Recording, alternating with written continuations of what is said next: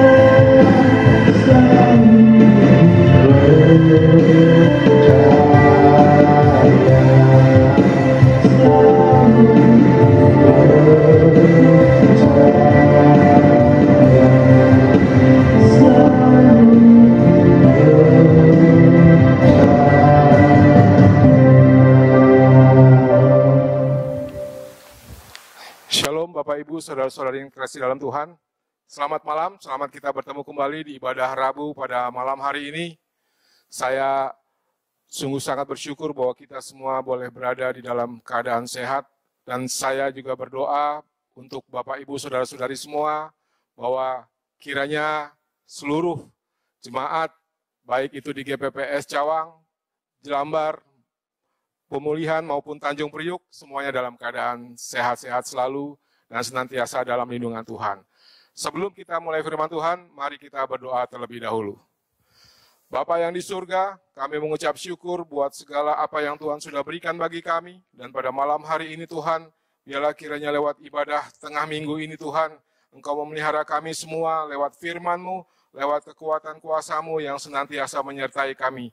Terima kasih ya Bapak, pada malam hari ini, biarlah kiranya sungguh besar sukacita kami, karena kami boleh tetap berada di dalam lindungan Tuhan, yang senantiasa memulihkan hidup kami, yang senantiasa memelihara hidup kami, yang senantiasa melindungi kami dengan kuat kuasa-Mu.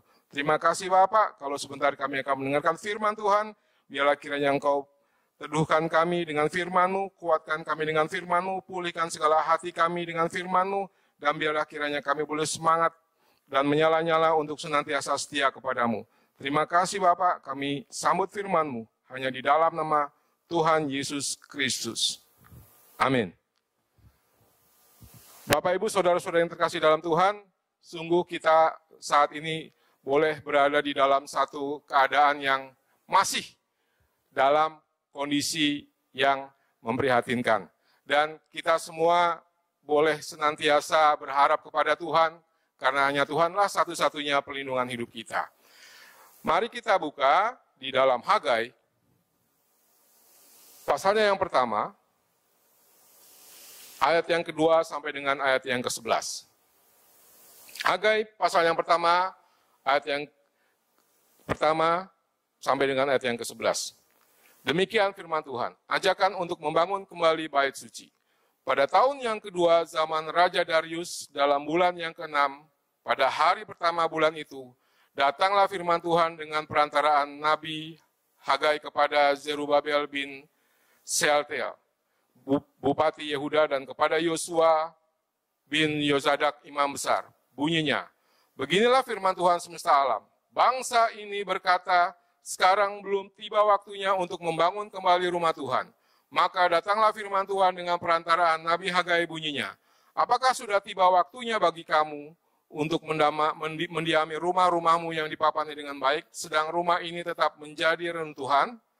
Oleh sebab itu, beginilah firman Tuhan semesta alam. Perhatikanlah keadaanmu. Kami menabur banyak tetapi membawa pulang hasil sedikit. Kamu makan tetapi tidak sampai kenyang. Kamu minum tetapi tidak sampai puas. Kamu berpakaian tetapi badanmu tidak sampai panas, dan orang yang bekerja untuk upah, ia bekerja untuk upah yang ditaruh dalam pundi-pundi yang berlubang. Beginilah firman Tuhan semesta alam, perhatikanlah keadaanmu. Jadi naiklah ke gunung, bawalah kayu dan bangunlah rumah itu, maka aku akan berkenan kepadanya dan akan menyatakan kemuliaanku di situ, firman Tuhan. Kamu mengharapkan banyak tetapi hasilnya sedikit, dan ketika kamu membawanya ke rumah, aku membukanya, menghembuskannya. Oleh karena apa? Demikianlah firman Tuhan semesta alam. Oleh karena rumahku yang tetap menjadi reruntuhan, sedang kamu masing-masing sibuk dengan urusan rumahnya sendiri. Itulah sebabnya langit menahan embunnya dan bumi menahan hasilnya. Dan aku memanggil kekeringan datang ke atas negeri, ke atas gunung-gunung, ke atas gandum, ke atas anggur, ke atas minyak, ke atas segala yang dihasilkan tanah, ke atas manusia dan hewan, dan ke atas segala hasil usaha. Bapak, Ibu, Saudara-saudari yang terkasih dalam Tuhan, Hagai di dalam kitab ini memperingatkan kepada bangsa Israel bahwa bangsa Israel terlalu sibuk ketika mereka dalam pembuangan. Mereka terlalu sibuk untuk memperhatikan kebutuhan mereka. Mereka terlalu sibuk untuk memperhatikan segala apa yang menjadi kebutuhan jasmani. Sehingga mereka melupakan untuk membangun bait Allah kembali. Saudara, ini adalah satu gambaran bangsa Israel bahwa mereka terlalu memperhatikan diri sendiri dan mereka tidak memperhatikan apa yang menjadi kehendak Tuhan. Dan Tuhan menginginkan mereka untuk mereka membangun bait suci. Dan pada saat itu Tuhan menegur mereka lewat Nabi Hagai, bahwa ketika mereka sudah mulai melupakan Tuhan, ketika mereka sudah mulai melupakan apa yang Tuhan inginkan dalam hidup mereka, yaitu membangun kembali bait Allah, Tuhan kemudian membuat apa yang menjadi ketakutan mereka, yaitu bahwa mereka meskipun mereka tetap bekerja, tetapi mereka jeripayanya sia-sia. Mereka tetap menjadi reruntuhan. Kenapa? Karena bait Allah tidak dibangun oleh mereka. Saudara, apa yang terjadi pada bangsa Israel pada saat itu ketika mereka dalam pembuangan di Babel, itu mirip sama dengan apa yang terjadi pada kondisi manusia saat ini. Tetapi ini adalah kondisi bait Allah secara fisik.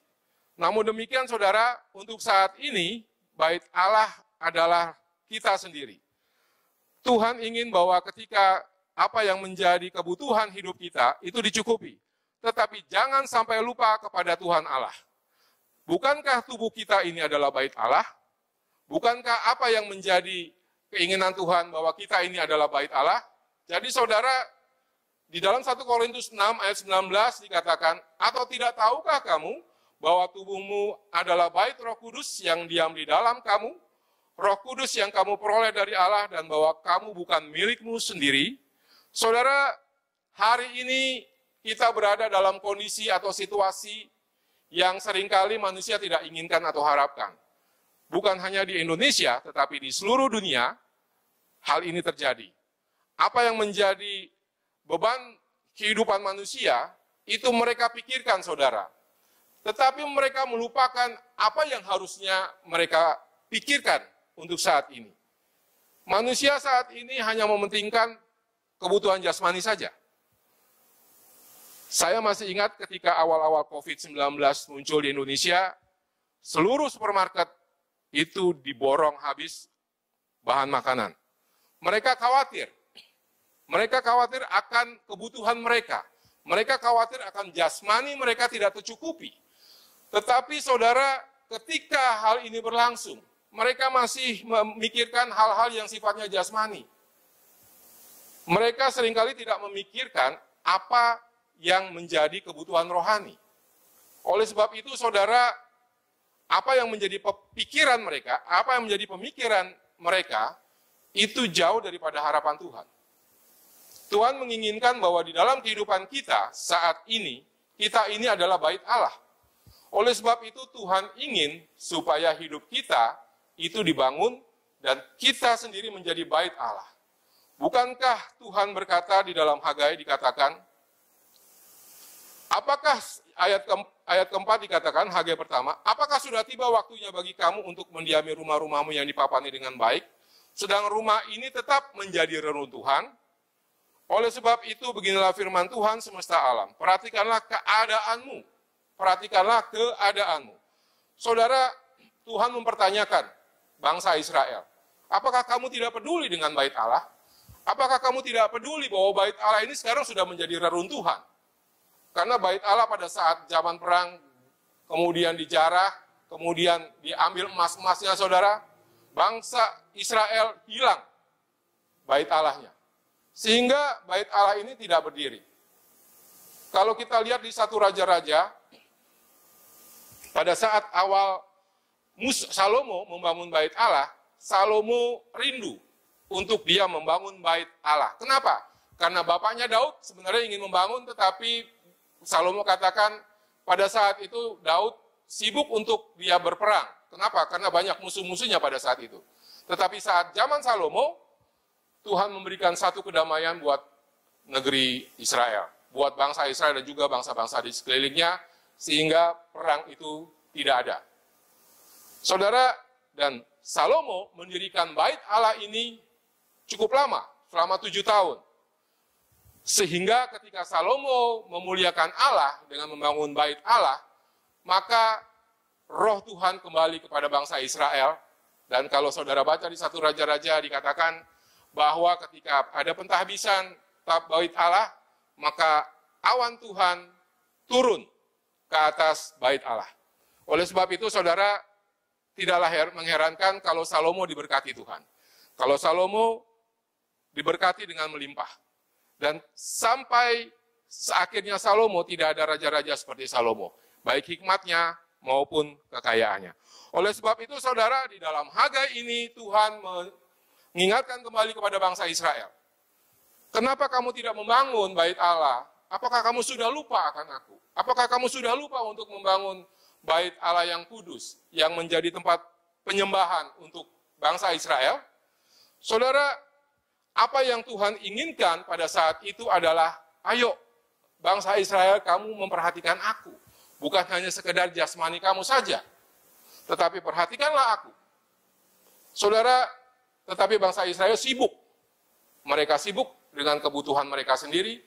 Mereka sibuk untuk memenuhi kebutuhan jasmani mereka, sehingga mereka melupakan Allah. Saudara, Tuhan ingin bahwa kehidupan boleh dibangun kembali. Kehidupan boleh senantiasa antara manusia dengan Tuhan, itu ada satu hubungan yang baik. Dan Tuhan ingin bahwa manusia boleh kembali kepadanya. Tetapi saudara, kecenderungan manusia melupakan Allahnya. Dan pada saat ini saudara bisa kita lihat, manusia terlebih lagi dengan adanya pandemi COVID-19, manusia sudah mulai melupakan Allahnya.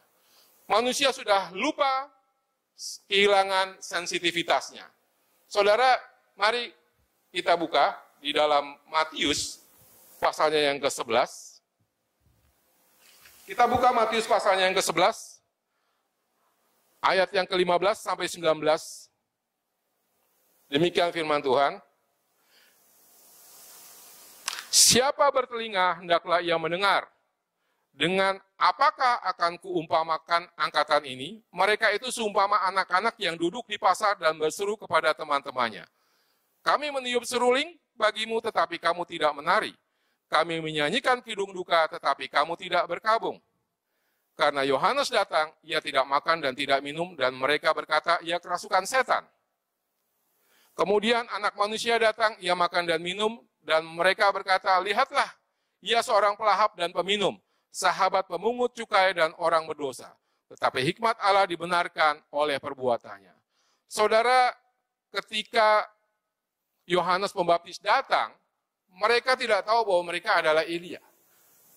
Tetapi Tuhan tahu bahwa dia adalah Elia. Oleh sebab itu, saudara, ketika ayat 17 ini berkata, kami meniup seruling bagimu tetapi kamu tidak menari, kami menyanyi kidung duka tetapi kamu tidak berkabung. Artinya apa saudara? Manusia sudah kehilangan sensitivitasnya untuk mereka mengetahui akan kebenaran. Manusia sudah kehilangan sensitivitasnya untuk mereka mencari kebenaran. Karena di Amsal 23 ayat 23 dikatakan, belilah kebenaran dan janganlah menjualnya. Demikian juga dengan hikmat di dalam didikan dan pengertian. Jadi saudara, ketika firman Tuhan itu hadir dalam hidup kita, ketika Allah hadir dalam hidup kita, ini adalah lebih daripada harta berharga. Harta yang kita punya. Sekarang harta tidak ada artinya saudara, meskipun kita sekarang sedang dalam keadaan atau kondisi yang memprihatinkan dalam sisi ekonomi. Tetapi saudara bisa lihat sekarang jalan-jalanan sepi, ya. Saya membaca berita, ya, komentarnya Hotman Paris, saya punya mobil-mobil mewah nggak kepake di rumah. Ya, kenapa? Ya karena nggak bisa dipakai kondisi seperti ini. Saudara bisa bayangkan Tuhan bisa memutarbalikkan bahwa materi yang mahal luar biasa tidak akan ada punya arti apa-apa. Tetapi ajaran dan didikan Tuhan, itulah yang akan menguatkan hidup kita. Ajaran didikan Tuhan itulah yang sangat berharga hingga saat ini.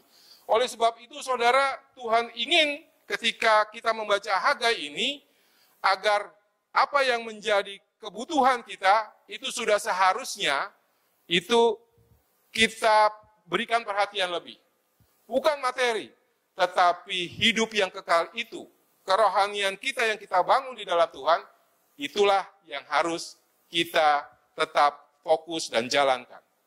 Saudara, di ayat berikutnya masih di dalam 1 Hagai, ya, di situ dikatakan, saudara, di ayat yang ke-6 dikatakan, kamu menabur banyak tetapi membawa pulang hasil sedikit, kamu makan tetapi tidak sampai kenyang. Kamu minum tetapi tidak sampai puas, kamu berpakaian tetapi badanmu tidak sampai panas, dan orang yang bekerja untuk upah, ia bekerja untuk upah yang ditaruh dalam pundi-pundi yang berlobang. Beginilah firman Tuhan semesta alam. Perhatikanlah keadaanmu. Sekali lagi, perhatikanlah keadaanmu. Jadi yang kedua Tuhan katakan. Jadi naiklah ke gunung, bawalah kayu dan bangunlah rumah itu, maka aku akan berkenan kepadanya dan akan menyatakan kemuliaanku di situ. Firman Tuhan. Jadi saudara, perhatikanlah keadaan kita. Ada banyak orang merasa bahwa hidupnya ini sudah tenang. Ya, ada merasa orang, apalagi sekarang yang punya banyak uang, dia merasa tenang-tenang saja. Tetapi buat rakyat yang tidak punya uang, atau mereka yang sudah dalam kondisi di PHK, pasti mereka akan khawatir. Tetapi saudara, firman Tuhan mengatakan bahwa kalau kamu tidak mengagungkan Tuhan, kalau kamu tidak membangun bait Allah, maka segala pekerjaanmu akan sia-sia. Maka apa yang kamu lakukan sekarang, yang kamu kumpulkan akan sia-sia. Semuanya tidak akan berharga ketika kita menghadap Tuhan. Semuanya tidak akan berharga ketika kita masuk ke dalam satu masa di mana kita dipanggil oleh Tuhan.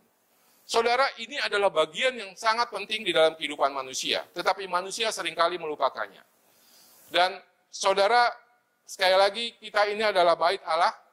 Bait Allah yang harus dibangun untuk kita boleh tetap menghadirkan Tuhan dalam hidup kita. Bukankah Tuhan katakan tadi? Kamu mengharapkan banyak, dia katakan, beginilah firman Tuhan semesta alam, ayat 7, perhatikanlah keadaanmu, jadi naiklah ke gunung, bawalah kayu dan bangunlah rumah itu. Maka aku akan berkenan kepadanya dan akan menyatakan kemuliaanku di situ. Jadi Tuhan ingin supaya hidup kita dibangun menjadi bait Allah kembali. Bukan bait Allah yang menjadi reruntuhan.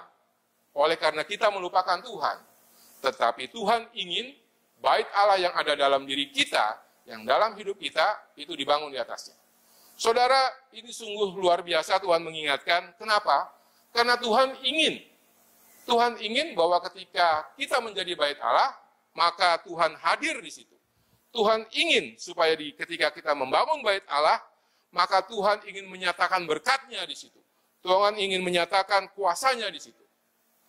Oleh sebab itu, saudara, penting bagi kita untuk kita boleh memuliakan Tuhan dan kita boleh membangun kembali bait Allah dalam hidup kita. Kita adalah bait Allah dan Tuhan berkenan untuk tinggal di dalamnya.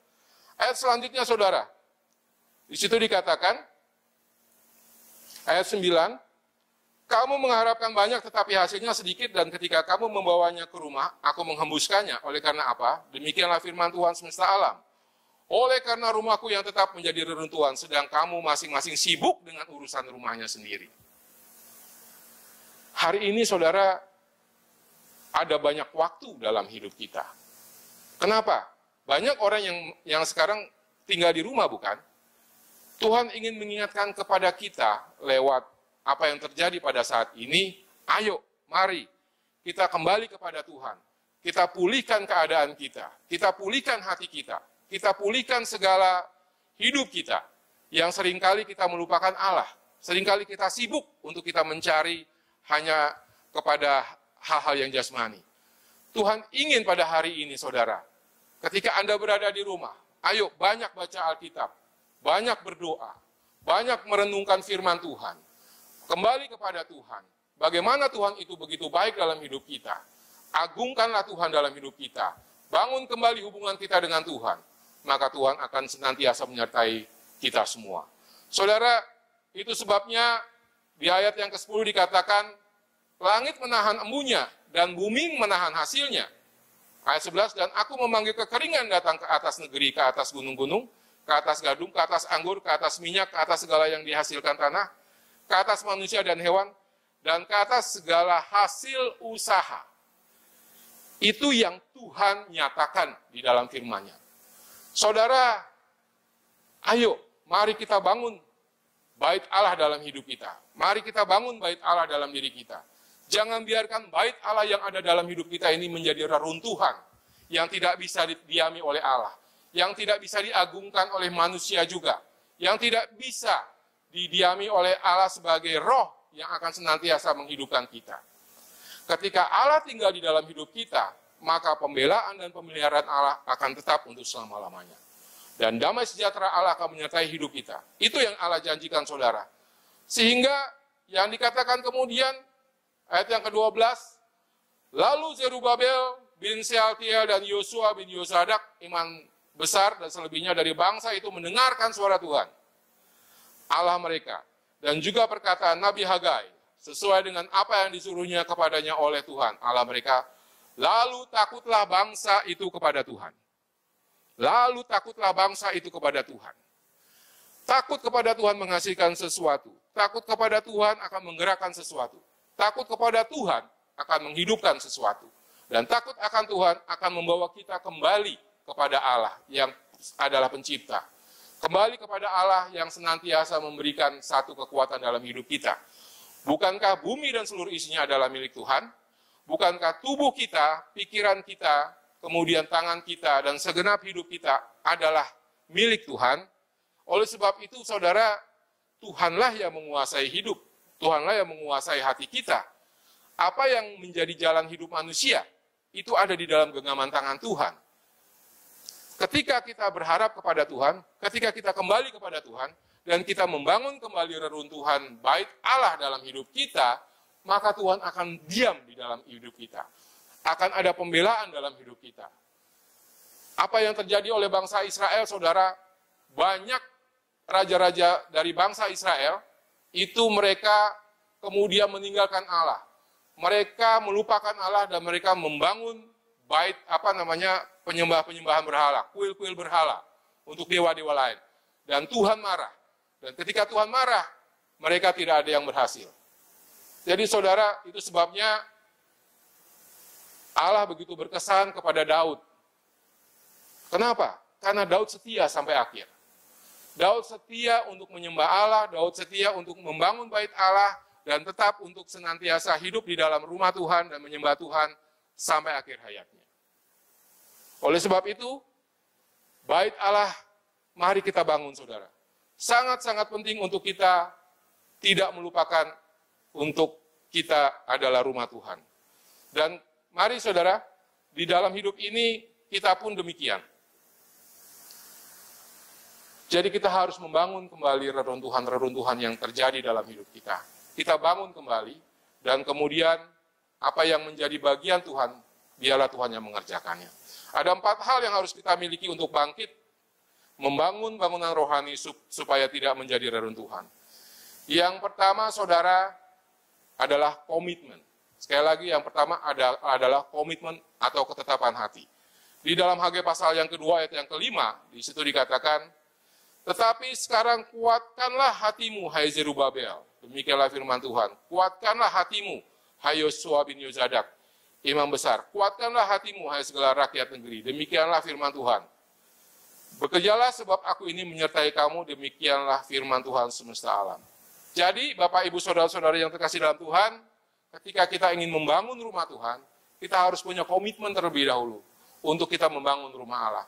Kita harus memiliki satu ketetapan hati, supaya kita boleh membangun bait Allah dalam hidup kita. Dan kita harus menguatkan hati kita. Kenapa, saudara? Ini adalah satu kerinduan kita sendiri. Tuhan menginginkan bahwa ketika membangun bait Allah, itu harus ada di dalam hidup kita, dan kita harus punya satu komitmen yang kuat untuk bait Allah itu dibangun. Ya. Dan inilah yang terjadi, saudara, maka Tuhan akan menyertai kita, dan bukan hanya sekedar itu, saudara. Di dalam pelayanan pun kita juga harus tetap punya komitmen, bukan? Di dalam kehidupan pun kita juga harus punya komitmen. Kita harus punya satu ketetapan hati untuk kita bisa melakukan segala sesuatunya. Kita harus punya segala komitmen untuk kita bisa mendisiplinkan diri kita, mendisiplinkan apa yang menjadi bagian hidup kita. Kalau saudara punya komitmen, Tuhan, saya ingin membaca firman Tuhan setiap hari, minimal 1 pasal atau 2 pasal.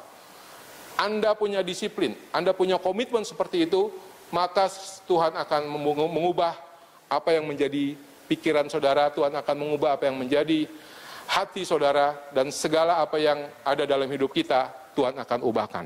Oleh sebab itu, saudara, ketetapan hati yang pertama. Kemudian yang kedua, saudara, yaitu kesatuan. Di dalam Hagai 2 ayat 5, kembali, di situ dikatakan, di situ adalah Tuhan berbicara kepada Zerubabel. Tuhan berbicara kepada Yosua, imam besar itu. Kemudian Tuhan juga berkata kepada rakyat negeri. Ya. Jadi baik pembesar maupun rakyat itu mereka bersama-sama bersatu, menyatukan hati, menyatukan apa yang menjadi bagian hidup kita. Waktu kemarin kita doa bersama ya antara Cawang Pemulihan dengan Tanjung Priuk, itu pokok doa yang pertama adalah kesatuan hati. Jadi saudara, sungguh memang kesatuan hati ini sangat penting. Dimanapun kita berada, kesatuan hati ini sangat penting. Terlebih lagi di dalam kita membangun mezbah Tuhan, membangun bait Allah, kita harus memiliki satu kesatuan hati. Tidak ada hal-hal yang merintangi kita selain satu tujuan, yaitu kita membangun bait Allah. Apa yang menjadi ego kita, apa yang menjadi keinginan-keinginan kita di dalam kehidupan, itu harus kita lepaskan. Kita harus bersatu untuk kita membangun bait Allah. Supaya apa? Nama Tuhan dipermuliakan saudara. Dan hidup ini harus kita penuh dengan satu kesatuan hati. Di dalam Matius 18 ayat 20, di situ dikatakan, sebab di mana 2 atau 3 orang berkumpul dalam namaku, di situ aku ada di tengah-tengah mereka.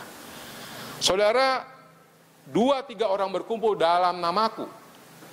Jadi sangat penting apa yang Tuhan inginkan dalam hidup kita, yaitu kesatuan hati. Tanpa kesatuan hati maka doa tidak akan tercapai. Tanpa kesatuan hati maka Tuhan tidak akan hadir di tengah-tengah hidup kita. Tanpa kesatuan hati maka apa yang menjadi kekuatan hidup kita itu tidak akan pernah terjadi. Baik itu di dalam keluarga, baik itu di dalam perusahaan, baik itu juga di dalam kehidupan gereja. Ini sangat penting. Dan kesatuan itu, hati itu akan membangun kita supaya kita bisa maju bersama-sama untuk mencapai satu tujuan. Kemudian yang ketiga saudara, yang ketiga, masih tetap Hagai 2 ayat 5, di situ dikatakan, di ayat yang kelima dikatakan, di ayat kelima bagian B, hai segala rakyat negeri, demikianlah firman Tuhan, bekerjalah, sebab aku ini menyertai kamu, demikian firman Tuhan semesta alam. Jadi yang ketiga yang harus dilakukan adalah bekerja. Tuhan pun sampai saat ini masih bekerja, saudara. Mulai dari awal penciptaan sampai sekarang Tuhan tetap bekerja. Mulai sekarang saudara, Tuhan juga masih bekerja dan sampai selama-lamanya Tuhan juga masih bekerja. Kenapa? Karena Tuhan tidak pernah tertidur, firman Tuhan katakan. Dia tidak pernah tertidur, dia masih bekerja senantiasa. Dia masih melakukan segala sesuatunya, masih menciptakan segala sesuatunya, masih memperhatikan hidup kita. Oleh sebab itu saudara, jadikan Allah di dalam hidup kita. Allah tetap senantiasa hidup dan Allah senantiasa memelihara hidup kita. Jangan sekedar hanya kita sendiri bersantai-santai, ya. Kalau kita membangun bait Allah, pasti kita akan tetap bersama-sama membangun bait Allah. Ketika Salomo membangun bait Allah bersama-sama pun, semuanya dikerahkan, seluruh rakyat dikerahkan. Pada saat Musa membangun bait Allah pun, itu semuanya dikerahkan, saudara. Apa yang menjadi bagian hidup kita untuk kita membangun bait Allah, itu harus dikerjakan dengan satu tindakan. Tanpa tindakan, maka tidak akan bisa menghasilkan sesuatu. Tanpa tindakan, maka tidak akan pernah terjadi harapan dan cita-cita kita. Tanpa tindakan, maka bait Allah tidak akan pernah bisa dibangun di dalamnya. Kemudian yang keempat, saudara, kekudusan. Di dalam Hagai 2 ayat 11-5 di situ dikatakan, pembangunan bait suci terancam oleh ikut sertanya orang-orang najis. Pada tanggal 24 bulan yang ke-9 pada tahun yang kedua zaman Darius, datanglah firman Tuhan kepada Nabi Hagai bunyinya. Beginilah firman Tuhan semesta alam itu, tanyakanlah pengajaran kepada para imam. Andai kata seorang bawa daging kudus dalam punca bajunya, lalu dengan puncanya itu ia menyentuh roti atau sesuatu masakan, atau anggur atau minyak, atau sesuatu yang dapat dimakan, menjadi kuduskah yang disentuh itu? Lalu para imam itu menjawab, katanya, tidak. Berkatalah pula Hagai, jika seseorang yang najis oleh mayat menyentuh semuanya ini menjadi najiskah yang disentuh itu? Lalu para imam itu menjawab, katanya, tentu. Maka berbicaralah Hagai, katanya, begitu juga dengan umat ini dan dengan bangsa ini di hadapanku. Demikianlah firman Tuhan, dan dengan segala yang dibuat tangan mereka dan yang dipersembahkan mereka di sana adalah najis. Ketika bait Allah ini dibangun, Tuhan tidak ingin bahwa ada orang-orang yang najis untuk ikut serta di dalamnya. Kenapa? Karena bait Allah adalah kudus. Oleh sebab itu yang membangun bait Allah juga orang-orang kudus. Supaya apa? Supaya bait Allah ini boleh disucikan sepenuhnya. Supaya bait Allah ini boleh disentuh oleh orang-orang yang memang kudus. Bukankah firman Tuhan berkata, saudara, siapa yang bisa naik ke gunung Tuhan? Tentu hanyalah orang-orang yang suci hatinya. Dan Ibrani 12 ayat 4b dikatakan, kejarlah kekudusan sebab tanpa kekudusan tidak seorang pun akan melihat Allah. Kejarlah kekudusan dan tanpa kekudusan tidak seorang pun akan melihat Allah. Penting bagi kita untuk kita mengkuduskan diri kita. Tentunya memang kita masih hidup di dalam dosa. Mungkin kita masih melakukan dosa, tetapi jangan tinggal di dalam dosa.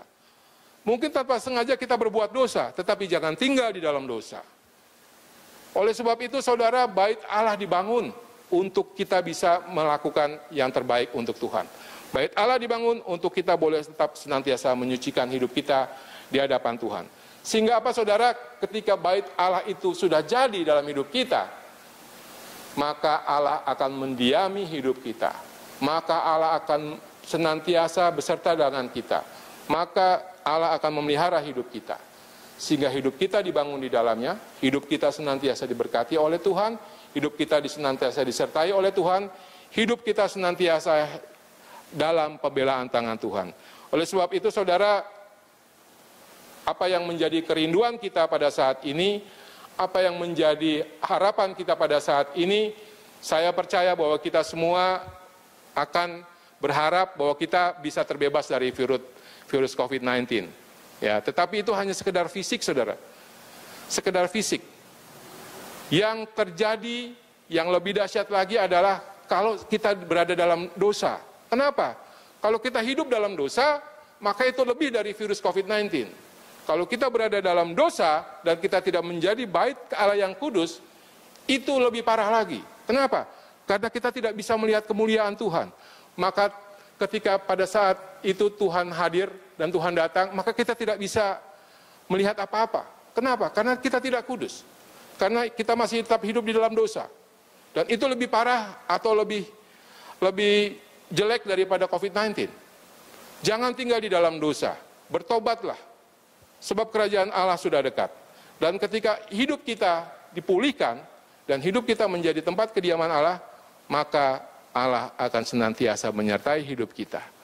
Dan kondisi-kondisi yang terjadi saat ini akan dipulihkan oleh Tuhan. Bapak, Ibu, Saudara-saudara yang terkasih dalam Tuhan, mari lewat kitab Hagai ini kita boleh belajar banyak. Bahwa hidup di dalam Allah akan senantiasa mendatangkan segala kebaikan dalam hidup kita. Dan hidup di dalam Allah, maka hidup kita dipulihkan dari segala sesuatu. Karena apa? Karena Tuhan tetap tinggal dalam hati kita. Amin. Tuhan Yesus memberkati. Mari kita berdoa. Bapa yang di surga, kami mengucap syukur bahwa Allah begitu memperhatikan kami dan Allah begitu senantiasa menyertai kami. Dan pada malam hari ini ya Bapak, biarlah kiranya firman Tuhan yang kami dengar pada hari ini kami serahkan ke dalam tangan-Mu, dan biarlah itu boleh menetap dalam hati kami Tuhan, karena kami ini adalah bait Allah, karena kami ini adalah tubuh Allah, karena kami ini adalah tempat kediaman-Mu Tuhan, supaya Engkau hadir di tengah-tengah kami untuk senantiasa hidup di dalam kami, senantiasa menjadi kekuatan hidup kami dan pengharapan hidup kami.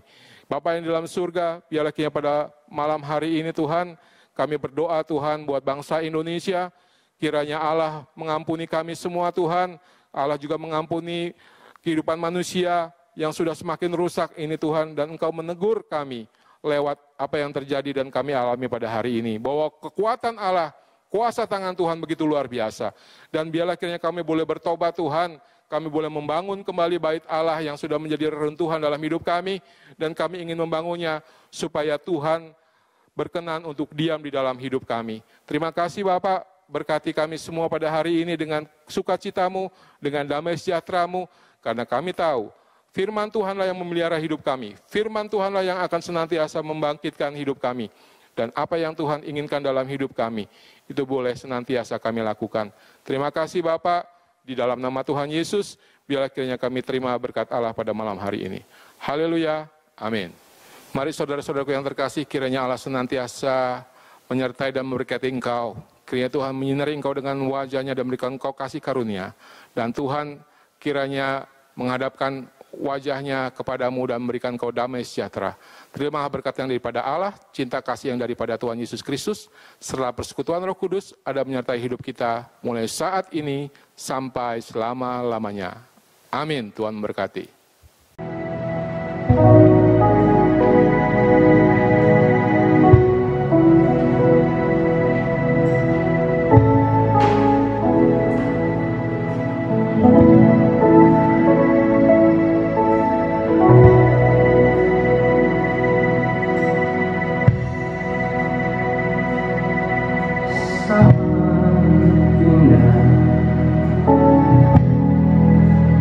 Berhadapan denganmu, memandang wajahmu, Yesus kekasih jiwaku.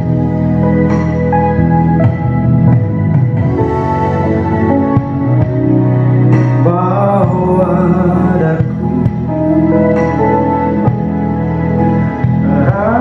dalam pelukanmu,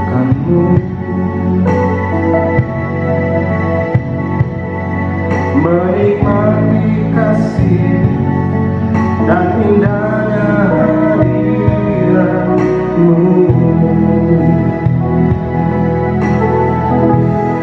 Hadiratmu Tuhan, ku rasakan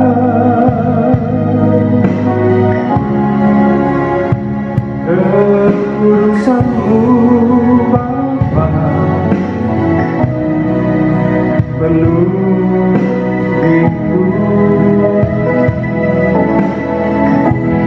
Ku rindu selalu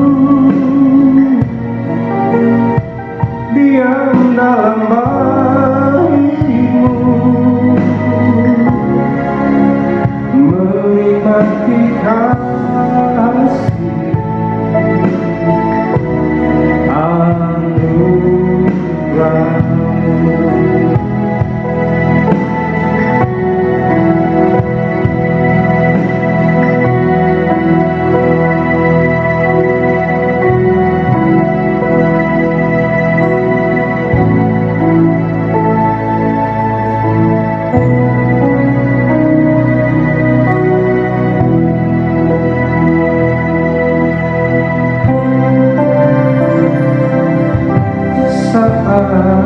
Indah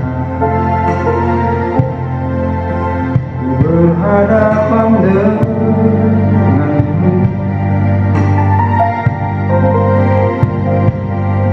memandang wajahmu, Yesus kekasih jiwaku.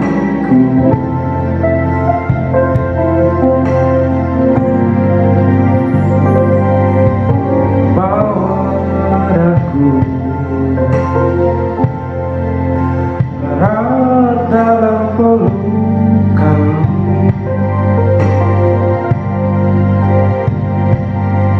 menikmati kasih dan indahnya hadirat-Mu.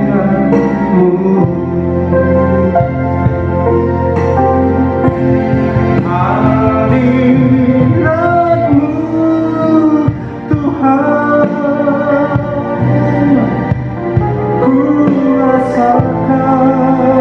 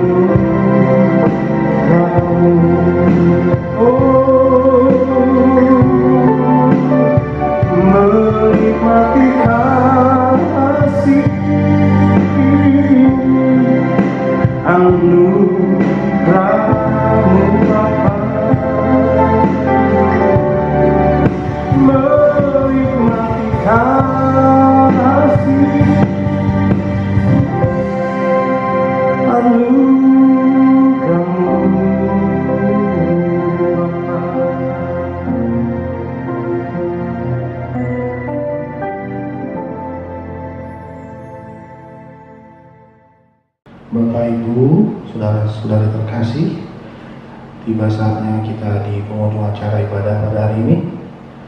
Mari kita nyanyikan lagu penutup, Ajaib Tuhan.